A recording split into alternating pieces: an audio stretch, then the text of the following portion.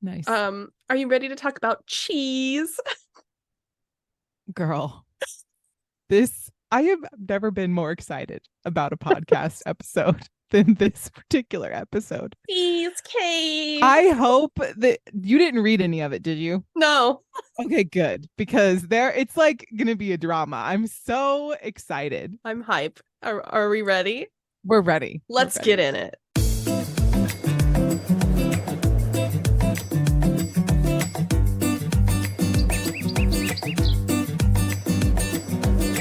Hello, everyone, and welcome to the show. I'm Blair. And I'm Kirsten, and we are Mediocre Content. And we're back in August, which is very hard to believe. Yeah. August. Oh my gosh. I'm having a crisis. It's literally like 60 degrees outside, and it does not feel like August here. So I'm confused. Well, I can tell you for certain that the sweat pouring down my back is very real. It is. Yeah. It's like 81 degrees here with like 60% humidity at the moment. So it's kind of suffocating. Yeah. Yeah. I called my mom the other day and she was like, yeah, I can't go outside. No. It's not good. Did you hear about poor Arizona though? It was 120 degrees this week there. And I forget who it was. They're like, yeah, the body stops being able to function and like regulate itself at like 100, 104. Like 120? Oh, poor people. Hide your kids, hide your wives. Oh my God, that's such a throwback. Taking everybody out here. Yeah. Yeah, definitely hide them away. Honestly, there's a lot of people from our area that go to Arizona in the wintertime because it's like still warm and sunny there. That makes sense. But now all the Arizona people are coming here. Yeah. To not be in the heat. I could see that. You know what would be great is if we had some kind of natural refrigerant that might assist with some of that heat escape, you know? Are you alluding to the caves? What caves? I don't know what you're talking about. What caves? Great. All right. We'll talk about it. Save it for later. Only. Would you like to disclaim? I would love to disclaim. Let's do it. Okay. So we're not experts on anything. If you have come to the podcast to get any kind of advice, we are not the place for that. Don't do it. But we are the place to learn about things, and we encourage you to also learn about things on your own. Yeah, that's good advice. We're all learning. All imagination. Exactly. Well, Kirsten's doing the good news. Let's roll. Of learning. Let's do it. Speaking of learning, we're gonna learn some awesome, you guessed it, science facts. Is it a Kirsten Science Corner? It might be. Jingle, jingle. Kirsten Science Corner. Oh, right, I forgot I have a theme song now. Ta-dum. Ta-dum. Right. So we're gonna start our science corner in the ocean, which is exciting. We're talking about. I mean, not at the moment, unless you just enjoy hot tubs. I saw a preview. They're making a new. Did you ever hear of that movie called The Meg? Like the Megalodon? Oh, okay. No. So they made like a movie based on a giant shark, and they're making a second one based on a giant shark, and both of them look incredibly like terrifying, but also it's kind of like it's giving Sharknado a little bit, where it's like you have to go see it because it's like not gonna be that great. Tyler loves Sharknado.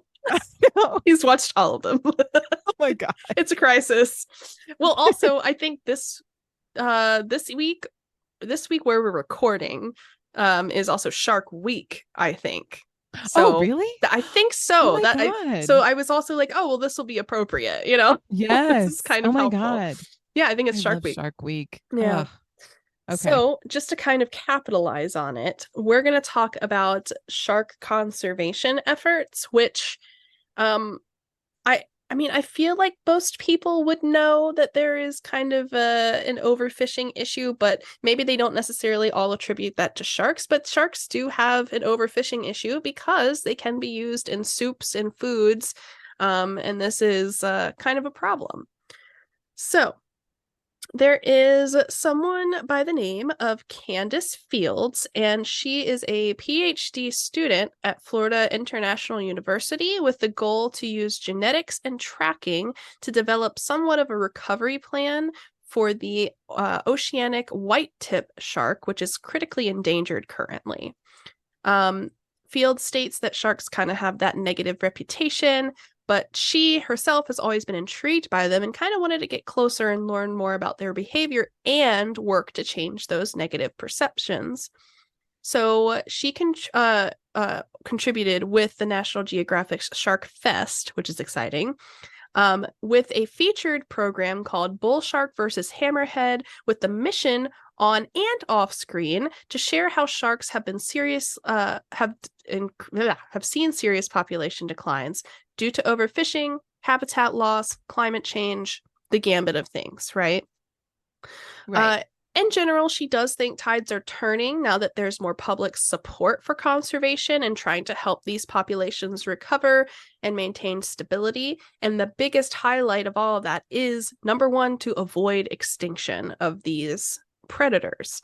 And I'm going to sit on a soapbox about that for just a moment, if I may. The reason that it is so important to maintain species like sharks, wolves, apex predators is because they have a huge job in the food chain. For anybody who's not scientifically inclined, an apex predator serves to maintain prey numbers in check by weeding out maybe slow, weak, sick, dying animals of the lower food chain populations. And so that also means that, for an example, elk, they get hunted down. If elk had the choice, chances are they'd probably just stand around in the same field and decimate that landscape, decimate that environment. And that also affects other species along the food chain that are underneath them that may use that habitat and landscape to grow and thrive and survive. Right.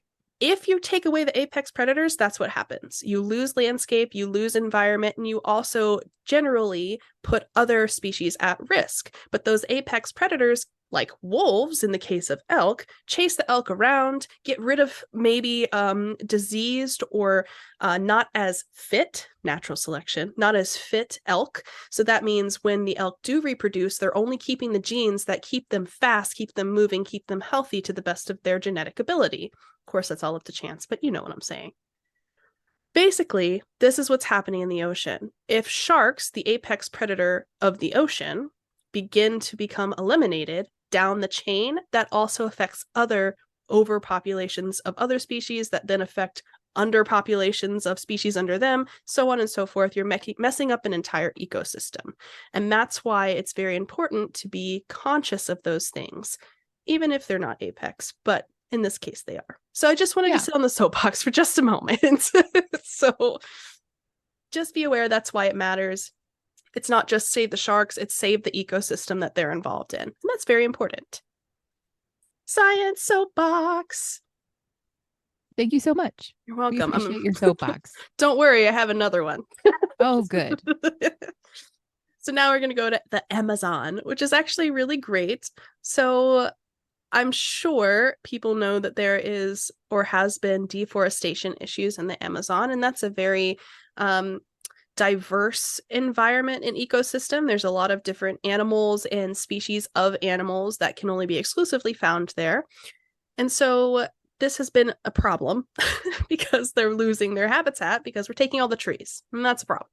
Right.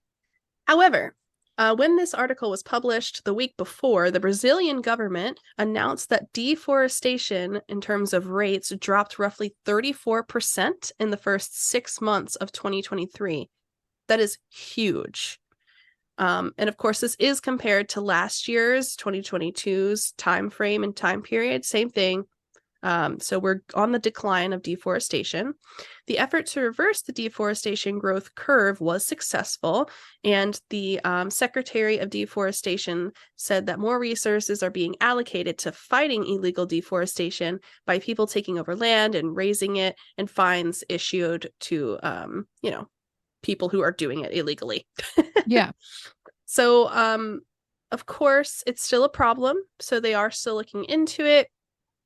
And yeah, the soapbox for this one is I know a lot of people have a lot of questions on things like how are we going to find another resource, another option? Because obviously we use wood and timber in lots of our daily lives, probably parts of our lives we don't even realize, right? So house construction's obvious and paper is obvious, but perhaps the wood that's being burnt to have a machine work in a facility somewhere, that's a random impact, and you might not be as aware of it, but wood is used predominantly in our environment when we're just existing.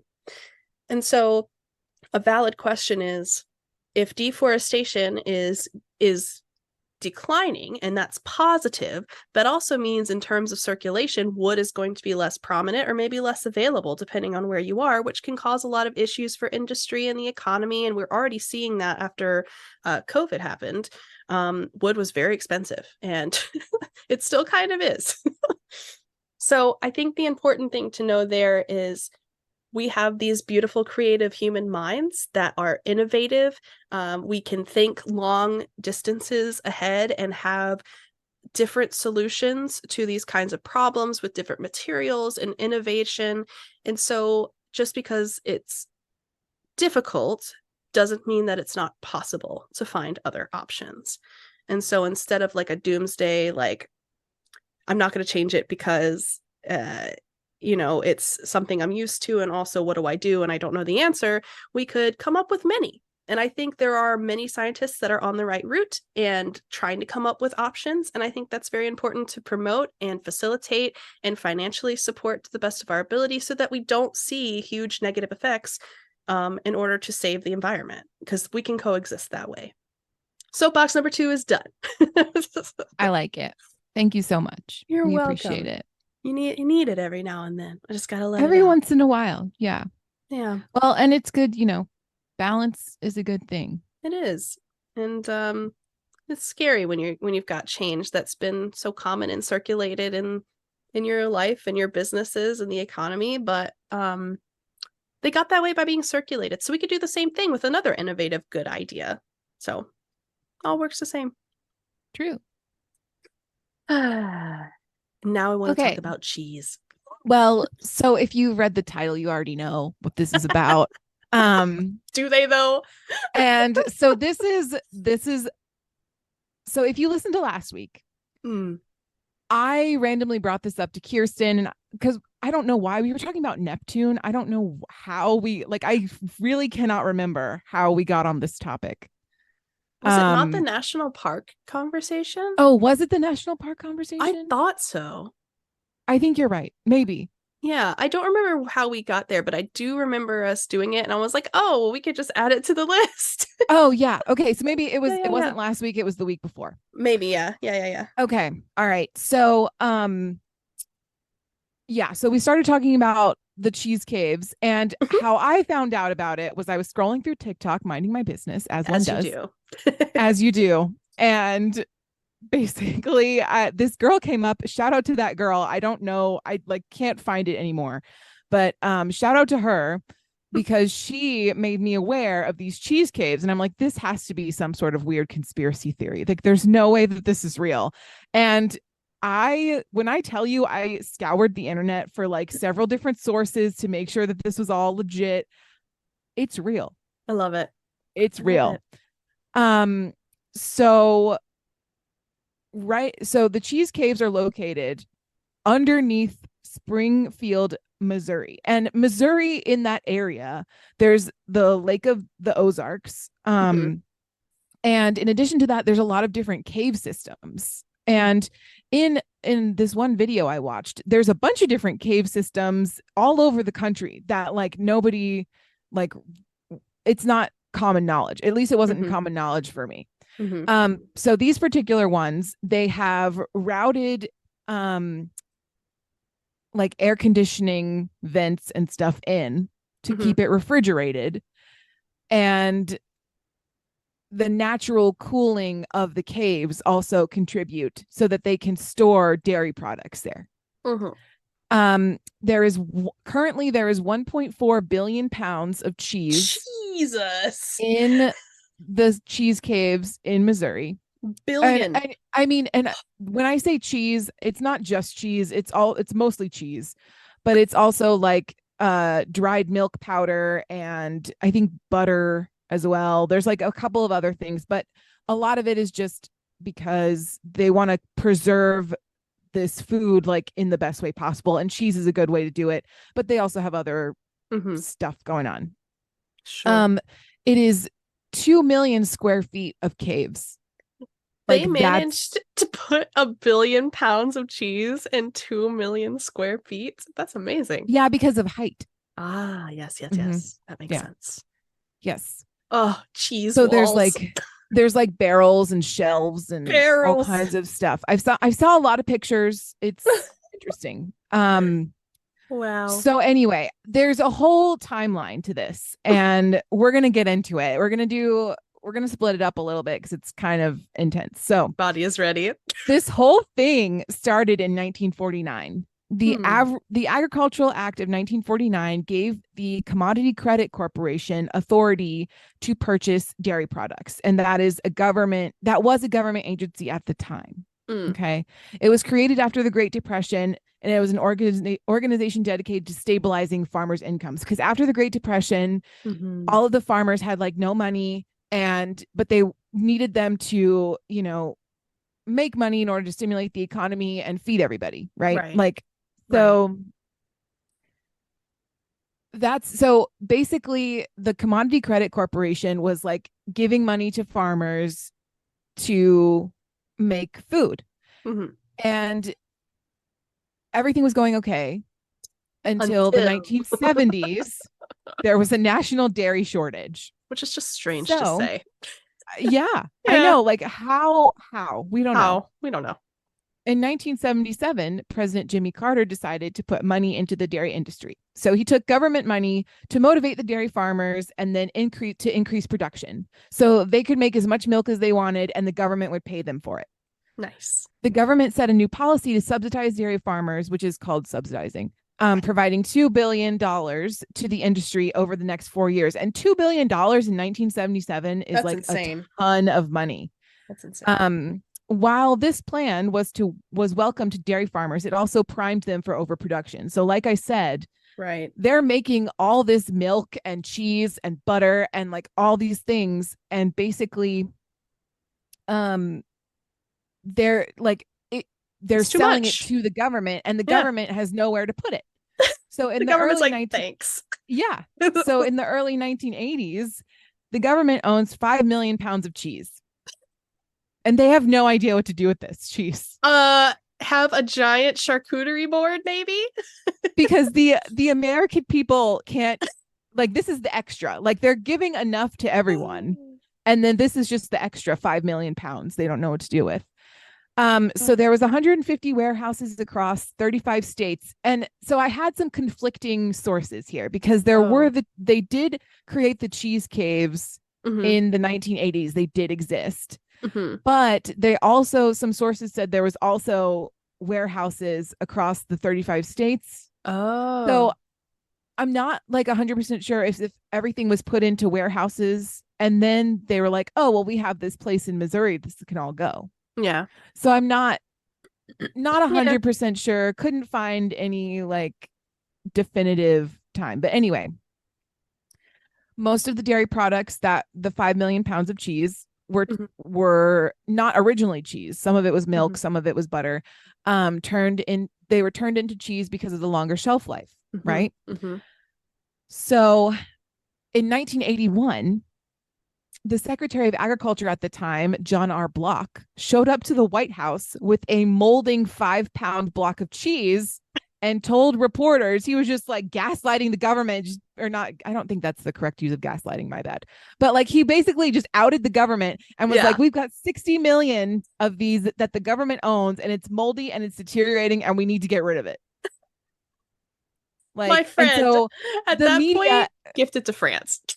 Because they love cheese. We'll get to that. We can't give it to France. They're like, we don't want your gross cheese. What? the European market for cheese, they don't like our cheese. They think it's over processed and they think it's gross. Rude. 1,000%, they do not want it. That's awesome. We really could do nothing. We could literally do nothing. Right, exactly. So they couldn't find a market for it. The press, of course, like blew it up. And the American people were like, excuse me, we're all starving out here. And you're sitting on all this cheese? Like, Where's what the heck? cheese? Even lactose intolerant people are like, where is it? Tell me right now. Right. And it's not great quality. Let's also, yeah. Well, it's fine. Right. So basically, Ronald Reagan was president at this time. Mm-hmm. And he was like, okay, so we have all this cheese. I'm going to release 30 million pounds of it. Release it into the wild. We're just going to give it away. Nice. So all of the poor people, or like people who needed food or were on food stamps or whatever, had access to this government cheese. So it became a colloquial term of government cheese to be on like food stamps or like to take money from the government. I always wondered where things like that come from. And I love that this was it. Isn't that amazing? It was literal cheese. Literal cheese. And it usually is like that. You know, you're like, oh, that can't be. No, it was literally like that. Literally. Literally. And the federal government, so they distributed the cheese through the Temporary Emergency Food Assistance Program. And it was given away for free to pick up for people at food banks, community centers, etc. Food writer Tracy Lynn Lloyd stated that the cheese had a weird texture and it was only good for things like mac and cheese or grilled cheese where the cheese was melted. Interesting. Do you think that's where Kraft gets their cheese? So there's layers to this, Kirsten. Don't layers of cheese. You can't. Don't just like wait. I'm already excited. like speculating. Can't. I know. I can't. I just can't. Okay. That's why it doesn't melt. No, just kidding. Oh, okay. All right. We're doing it. It's okay. We're doing things. Oh, okay. All right. This is the most excited we've been about a podcast in a very long time. So excited about to tell you this because when I tell you that it was so fun researching this because everything I questioned was like on point. Pretty legit. Okay. All right. So government cheese became an American culture thing. Kendrick Lamar and Jay-Z have songs about it. Snoop Dogg taught Martha Stewart how to cook with it on their show. Naturally. Yeah. But the solution was far from ideal because the cheese questionable suitability for human consumption also began to disrupt sales for the dairy industry. Yeah. And it was like arguably a better solution than someone from the USDA said we should just dump it into the ocean. Also a bad choice. Yeah, right. So, sharks don't want that. I'm glad nobody decided to do that. That's a relief. But that was one of the options on the table, apparently.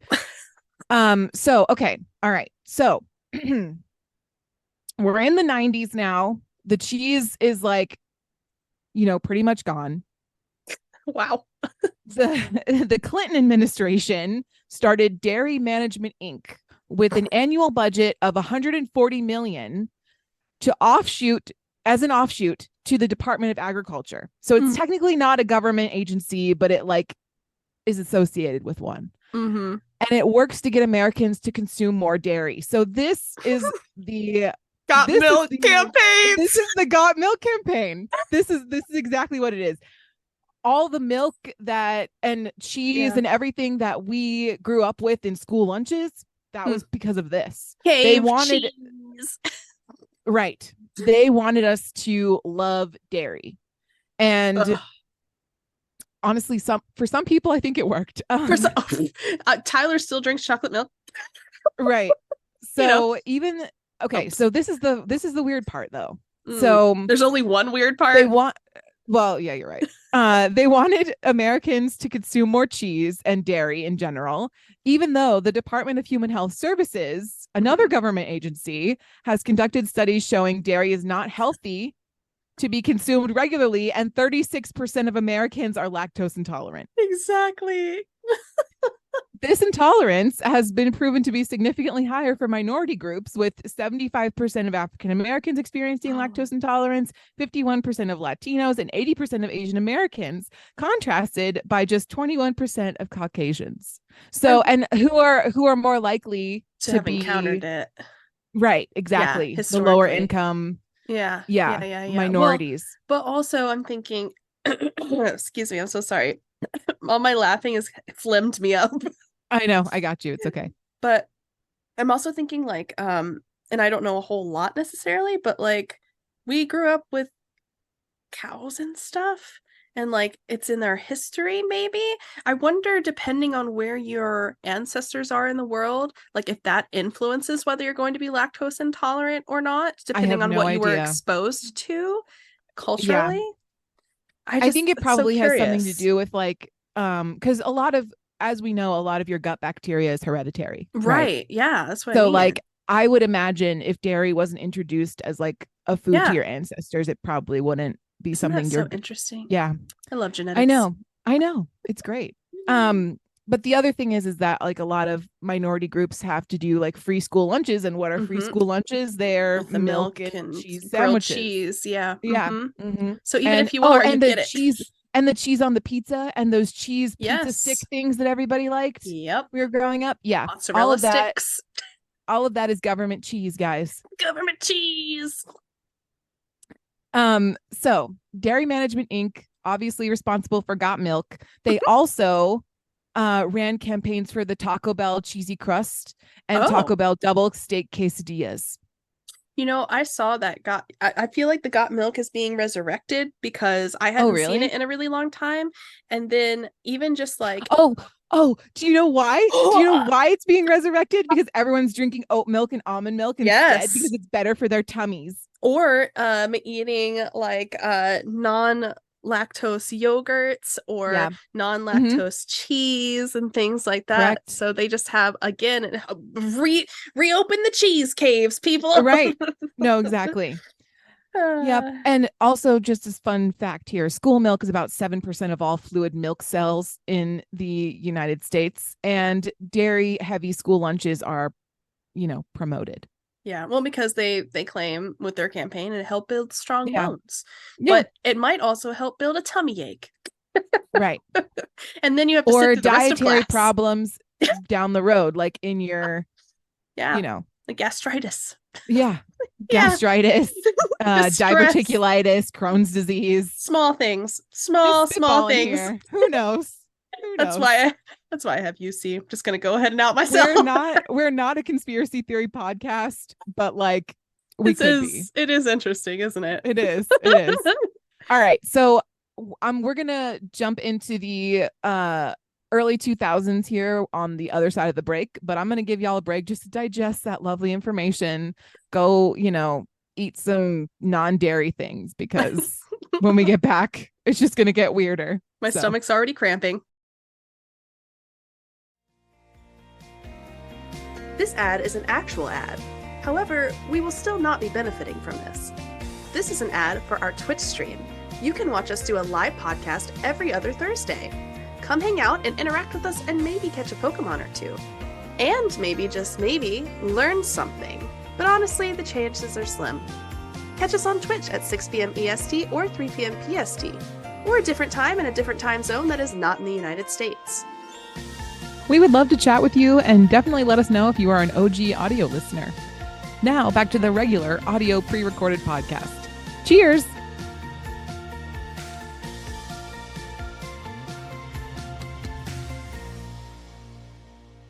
Also, don't forget to rate us 5 stars. Okay, now back to the pod. All right, guys, welcome back. I'm just so thrilled. So I know. So thrilled. So we're starting in 2016. The American dairy industry dumped a whopping 43 million gallons of milk into fields, animal feed, and anaerobic lagoons. Wait, what? During this, though this waste is staggering, it is also not representative of the size of the surpluses being run by dairy farms. So basically, in the 90s, all of this got milk stuff was happening, Mhm. but they didn't really have that big of a surplus. But in 2016, now the government is still subsidizing farmers. And so the dairy industry is like dumping all of their waste in, because they don't like They don't know what to do with it. Yeah, they don't know what to do with it. The dairy industry received $43 billion and $36.3 billion in 2016 and 2017, respectively, from the federal government for subsidies. In 2018, 42% of the revenue for the U.S. dairy producers came from some kind of government support. It is important to note that the dairy lobby is largely responsible for influencing politics to dedicate this money for the industry. The money mostly goes to big dairy companies that fund the lobby, leaving smaller operations to fend for themselves in the increasingly competitive market. Which is interesting that it's, this is also like 2018. I don't know that it's that competitive anymore, like with the other options like we were talking about. So I think that's part of the problem. Like they're being funded to continue producing at this level, but nobody's buying it. Right. Yeah. Exactly. Right. But then the dairy lobby wants that money. Right. So they're going to give it to their big corporation friends, who make up the lobby. And then if you're like a small dairy farmer in Wisconsin or whatever, right. I don't know if they have that in Wisconsin, but either way, they have cheese there. So, you're probably not getting any extra money for your production. Right. Which I don't even know if that's the case. Again, just my brain jumping ahead. If it really is declining in terms of like preference, why don't we just rely on the smaller companies to produce essentially exactly what we would need to maintain whoever wants it, and then we don't have excess, because corporations will lose lots of money and tank the economy. Greed. That's why. Greed. Got That's it. why. Greed. I forgot. Obviously, Kirsten, come on. We live in a capitalist society. Get with it. Sorry. I feel bad for like the dairy farmers and the farmers that are just doing it because they're feeding their family and trying to make a living. And these these corporations are poo-pooing on these poor farmers who are just doing their best, man. Farming in America. Sag. I know. All right. So in 2019, we started storing cheese again. So we started having enough surplus where they're like, okay, let's put it in the cave again. But it's not the government storing the cheese. The government is renting the space to private companies like Velveeta, which operates 40,000 square feet of the 2 million square feet cave in Missouri. Can we pause? Sure, go ahead. I don't think I've ever seen Velveeta in a refrigerator. I'm going to be completely honest with you. I always find it in box form at the bottom of the grocery store shelf. Yes. Well, does it even... Apparently, some of it needs to be refrigerated. I don't know. Are we indicating that Velveeta is, in fact, going to rot at some point? Because that stuff is plastic. Shocking. Wow. So amid trade disputes and declining dairy consumption nationally, the American government has been subsidizing and stockpiling America's surplus cheese. According to the USDA, American milk consumption has dropped from 275 pounds per capita in 1975 to 149 pounds per capita in 2017. That is quite a drop. Yeah. Due to privacy agreements with individual businesses, the Springfield Underground, aka the Cheese Caves, is unable to comment on which companies they house. The news leader contacted regional dairy companies about their potential businesses with the warehouse. Many of the social media rumors single out Kraft Heinz as a company storing cheese in the caves. That's why it doesn't matter. U.S. communications brand PR and media director Jenna Thornton. Hey, Thornton. Confirmed that Kraft does utilize the Springfield Underground warehouse. So first of all, love the name, shout out, maiden name. Second of all, I knew it. Yes, you did know it. Good job. I called it. And they conveniently have a factory like Oh, right yeah. next to Of course. the Springfield Underground, you Right. know? Mm-hmm. Right. Mm. We do indeed age cheese here and Mm. have been for many Oh, years, Thornton says. please. It's H. not a surplus, but essentially a warehousing location that's close to our Springfield plant. End quote. I'm not one to poo on Kraft because I grew up on Kraft. Okay. I get it. Mm-hmm. We were a Kraft household. All right. Mm-hmm. I understand. Mm-hmm. However, you can't age plastic, ma'am. So all I'm saying is that if you've had a Kraft single, Mm, it could have come from a cheese cave, could maybe. have. And I'm gonna rest easy tonight knowing that. So you wanted to go and visit the cheese caves and I like so have do. your cheese. You might have already had cave cheese. I You wanna don't know. make my cheese and eat it too. I don't know what the saying is. What's about the cake? Yeah, have Have my my cake and cake eat and it eat it too. too? Yeah, I want to Yeah. have my Hmm. craft and eat it too, and then That's suffer the right. consequences. Right.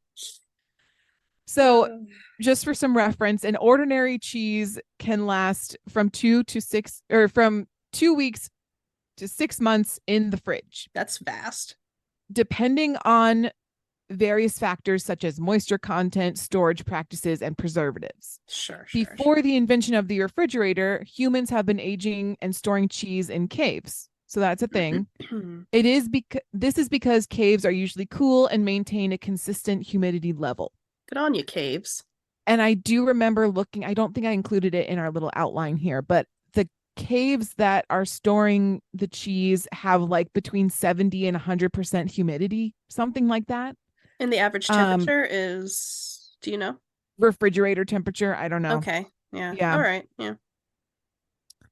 Um, So, according to Kraft and DFA's sources, the company utilizes Springfield Underground as a space to age cheese and temporarily store dry products. Mm-hmm. Utilizing cold storage, similar to the Springfield Underground, is popular with dairy companies across the country. Mm-hmm. So, yeah, we're basically just like stockpiling cheese. Um, Yeah. and But just some small notes onto how dairy farming contributes to the climate. mm-hmm. Dairy farming contributes emissions and the worsening climate and possibly most likely to the worsening climate crisis as its farting burping cows belch out the potent greenhouse gas methane.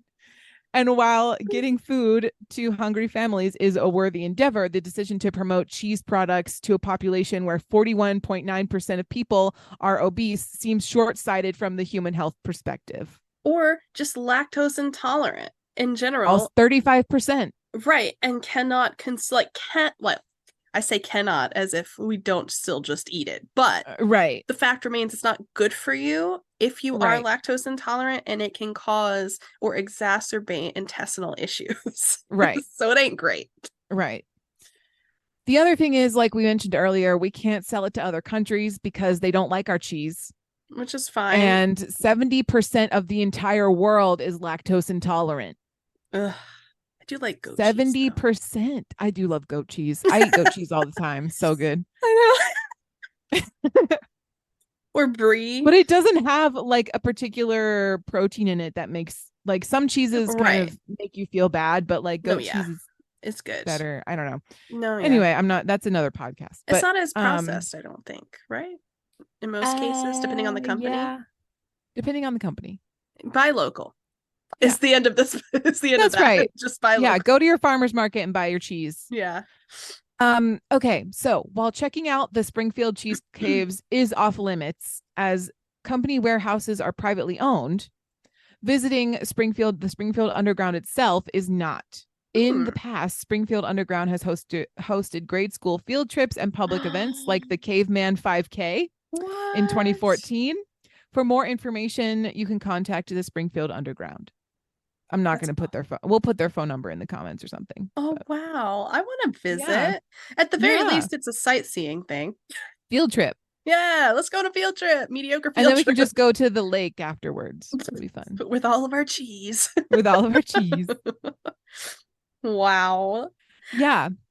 And this one might be a shorter one, but it was definitely, well, you know. a wild ride. I, I know it's capitalism, right? I get it. Yeah. However, logically, even if it's capitalism, just because you're earning a lot of money doesn't mean you're going to really be profiting, because at the end of the day, if all you can do is store the stuff and you can't actually profit off it once it's made because nobody is buying it, it sounds like you need to pick a different avenue of work. So this is what, so I see where you're going with this.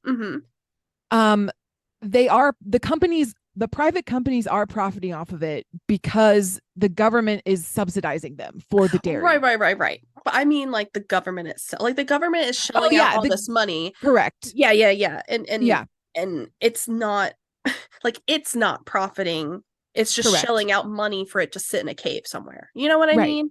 Right. So, like, at that point, even though you can store it and we have a solution from whenever ago, right? Times have changed. People are more aware. People are also more conscious of their health concerns or becoming more conscious of health and, awareness of what your body needs and, like, what is good for it. Correct. Why not just shift? Even if you're not, like, investing in the almonds or the soy milks or whatever the case may be, pivot. I think that's, I totally agree with you. Totally agree with you. It's just weird. The government, in my opinion, is notoriously slow for catching on to these things. Agreed. Yeah. Yeah. They think they can just, like, sit with it and it'll, quote, correct itself. And it's like another, like, they don't want to deal with student loans because they don't have enough money for that, but then they're wasting money on dairy products that nobody's going to eat. Right. And you would think that, like, I mean, at the end of the day, I kind of view the government as a company to a point. It's like a company in and of itself. So, like, any good company would take stock in, okay, what do we have? What's being used? What's not being used? And you make those pivots to make your company more functional, more streamlined. You're actually making profit instead of spending it and losing it, and then not being able to advocate for areas that might be more profitable for you. Exactly. However, you also have the dairy lobby. It's true. They're paying the politicians that they need to pay in order to keep this happening. Yeah. And, like, also, if you're the small dairy farmers, I do feel bad for, like, we still want them to be able to get what they need to feed their families and stuff. Yeah. The corporations can find something else to do. Absolutely. They can pivot. Absolutely. They have the funds. That's right. Like, they have the money to pivot. Well, and a lot of these, like, craft, they have like a million different products, and that they have, like, alternative dairy options in their repertoire of, products. So and non-food products, right? Yeah.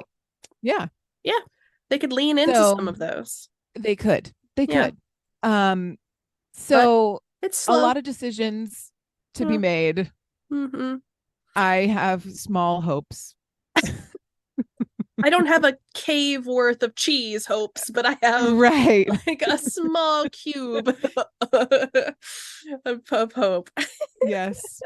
That made me think of The Devil Wears Prada, where she's like, "Oh, you look so thin. What are you eating?" And she's like, "Well, when I feel like I'm about to pass out, I eat a cube of cheese." Oh, Emily. Shout out Emily Blunt, honestly. Iconic. What an icon. Yeah. Truly.